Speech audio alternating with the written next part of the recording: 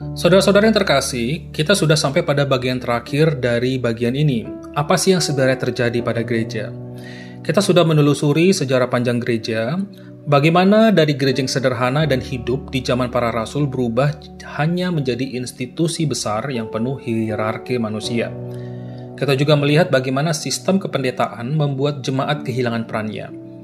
Lalu bagaimana reformasi membawa terang, tetapi tidak sepenuhnya mengembalikan pola perjanjian baru. Sekarang yang akan kita lihat apa artinya ini bagi kita semua dalam zaman ini. Apa yang Tuhan ingin untuk kita lakukan? Bagaimana kita kembali sebagai imamat yang rajani? Jadi begini, pertama-tama kita harus ingat pemahaman ini. Kita semua orang yang percaya kepada Tuhan sebagai Yesus sebagai Tuhan dan Juru Selamat adalah imam. Kita semua. Bukan hanya pendeta, bukan hanya misionaris, bukan hanya hamba Tuhan yang terkenal, tapi kita semua. Setiap orang tak terkecuali dipanggil menjadi imam. Rasul Petrus menuliskan bahwa kita adalah imamat rajani, bangsa yang kudus, umat kepunyaan Allah sendiri, supaya kita semua memberitakan perbuatan-perbuatan yang besar dari Dia. Jadi fungsi seorang imam itu bukan sekedar sebuah gelar, tetapi sebuah identitas. Kita semua diciptakan untuk melayani Allah secara langsung dan menjadi wakil Allah bagi dunia ini. Nah, jika begitu, apa tugas kita sebagai imam? Yang pertama, seorang imam itu membawa korban syukur dan pujian pada Allah. Dalam perjanjian lama, imam mempersembahkan korban hewan. Tapi dalam perjanjian baru, korban itu sudah digantikan oleh Kristus. Maka korban yang kita bawa sekarang ini bukan lagi darah hewan, tetapi pujian dan ucapan syukur kita. Setiap kali kita menyembah, setiap kali kita mengucap syukur meski kita dalam kesulitan, itu adalah korban rohani yang harum di hadapan Allah. Jadi tugas pertama kita sebagai imam adalah hidup dalam penyembahan. Seluruh tubuh kita, seluruh pekerjaan kita, seluruh aktivitas kita, bukan hanya hari Minggu, tetapi setiap hari apapun yang kita lakukan. Ingat Roma 12 ayat 1. Yang kedua, seorang imam berdoa dan menjadi perantara doa bagi orang lain, sebagai pensyafaat bagi orang lain. Kalau kita membawa Alkitab, kalau kita membaca Alkitab, imam selalu berdiri di hadapan Allah untuk membawa kebutuhan umat. Hari ini setiap orang percaya punya hak istimewa itu. Kita bisa mendoakan keluarga kita, teman kita, dan bangsa kita. Kita tidak perlu menunggu ada pendeta untuk berdoa. Kita sendiri bisa langsung datang kepada Allah karena kita semua imam di dalam Tuhan Yesus. Jadi ketika ada orang sakit, jangan berpikir, wah saya harus panggil pendeta dulu. Tidak. Saudara langsung berdoa. Nah baru habis itu infokanlah ke pendeta, mungkin ada kerohaniawan saudara, Pak boleh doakan ini juga nggak? Ibu ini, bapak ini, panggil. Tapi jangan berhenti, jangan tidak berdoa. Oh itu bukan tugas saya, oh saya tidak bisa. Tidak. Langsung berdoa. Karena Roh Kudus ada dalam diri saudara. Yang ketiga, seorang imam itu hidup kudus. Di perjanjian lama, imam harus disucikan secara khusus karena mereka melayani Allah. Itu gambaran bagi kita juga. Hidup sebagai imam artinya menjaga hidup kita, bukan dengan kekuatan kita sendiri, melainkan dengan menyerahkan diri kita setiap hari kepada Kristus. Hidup kudus itu bukan berarti sempurna tanpa salah, tapi berarti hidup yang terpisah bagi Allah. Hidup yang berbeda dari dunia ini. Kita tidak lagi hidup untuk diri sendiri, melainkan untuk Dia, Allah yang telah menebus kita. Keempat, seorang imam memberkati. Dalam Bilangan 6, Imam Harun diperintahkan untuk memberkati umat Israel dengan doa berkat. Itu artinya, peran seorang imam adalah membawa kebaikan Allah ke dalam kehidupan orang lain. Dan hari ini kita semua punya peran itu. Setiap kata yang kita keluarkan bisa jadi berkat. Setiap tindakan yang bisa kita lakukan membawa damai. Setiap pertemuan dengan orang lain bisa jadi kesempatan untuk memancarkan kasih Kristus. Yang kelima, seorang imam menyatakan Allah kepada dunia.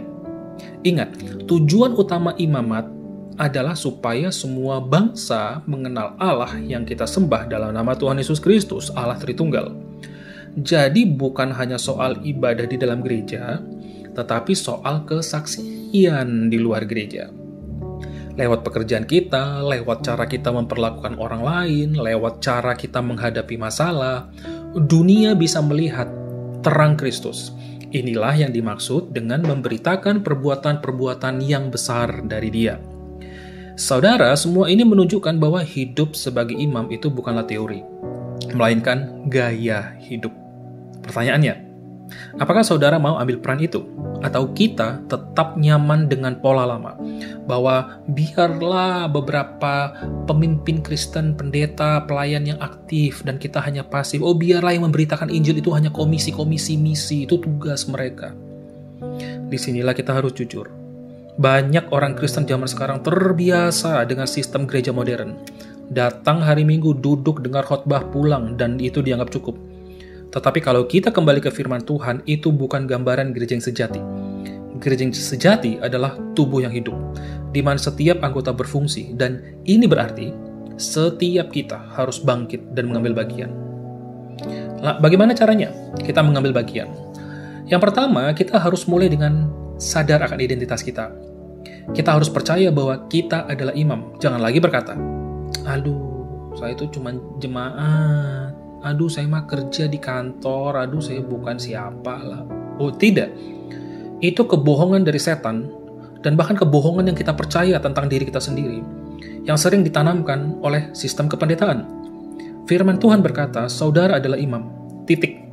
Jadi langkah pertama, percaya akan identitas itu. Yang kedua, kita harus melatih diri untuk berfungsi. Sama seperti tubuh, kalau anggota yang lama tidak dipakai, dia akan lemah. Begitu pula dengan kita. Kalau kita jarang melayani, atau bahkan tidak pernah, ya tentu saja pasti kaku, nggak bisa lah, nggak sanggup lah, grogi lah, keringat dingin lah, demam panggung lah. Jadi mulailah dari hal yang kecil. Doakan orang, bacakan firman, ucapkan berkat, bagikan kasih. Makin sering kita melakukannya, makin kita bertumbuh. Ketiga, kita harus belajar berjalan bersama sebagai tubuh. Imam bukanlah individu yang berdiri sendiri. Kita bukan single fighter. Imam adalah bagian dari bangsa imam. Artinya, kita harus saling melengkapi. Ada yang pandai mengajar, ada yang hebat dalam doa, ada yang penuh belas kasihan, ada yang murah hati. Semua itu bekerja sama. Jadi jangan pikir, kalau saya tidak bisa berkhotbah, berarti saya bukan imam. Tidak. Saudara mungkin tidak berkhotbah, tapi melayani dengan cara yang lain. Dan semua sama berharganya. Dan lagi pula, kalau kita sebagai orang tua di rumah, kita nggak berkhotbah kepada jemaat lain. Tapi masa sih kita tidak menasihatkan firman kepada anak kita atau pasangan kita? Jadi kita tetap bisa juga memberitakan firman, tapi dalam skala-skala yang berbeda, dalam porsi yang berbeda. Bapak Ibu mungkin tidak jago jadi worship leader di liturgis, tapi bukankah kita juga bisa pimpin pujian? Yuk kita nyanyi bersama sebelum kita altar keluarga. Gitu, jadi ada porsinya, ada tingkatan-tingkatan di mana kita tetap bisa melakukannya. Keempat, kita harus menempatkan Yesus Kristus sebagai kepala gereja. Nah, ini kunci utama. Selama manusia yang jadi pusat, gereja pasti lumpuh. Tetapi ketika Kristus yang memimpin, ketika semua orang belajar mendengar Dia, maka tubuh akan hidup kembali.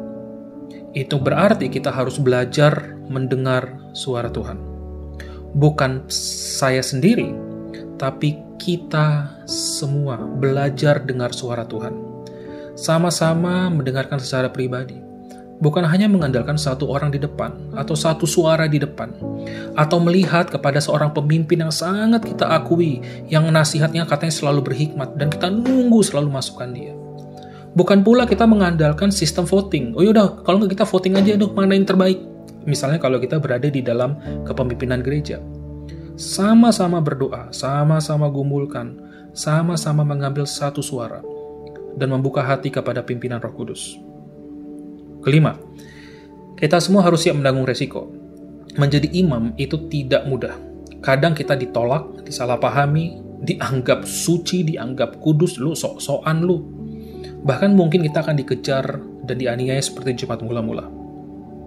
Tetapi justru disitulah kekuatan gereja muncul.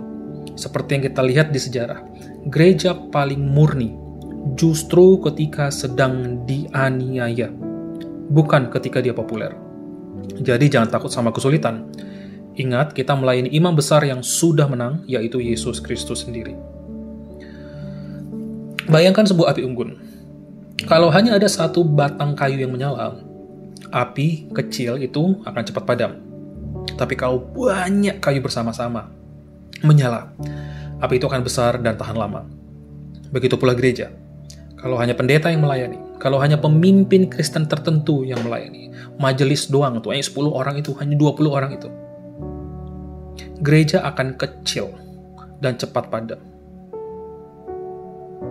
Tetapi jika kita semua bangkit sebagai imam, api Roh Kudus itu akan menyala besar dan dunia akan melihat terang Kristus.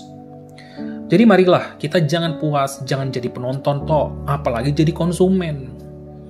Jangan serahkan seluruh penata layan hanya pada segelintir orang. Bangkit, sadari identitas kita, dan mulai berfungsi sebagai imam. Bawa pujian kita, doakan orang di sekitar kita, hidup kudus, sebarkan berkat, nyatakan Allah kepada dunia. Itulah cara kita memulihkan wajah gereja yang sejati.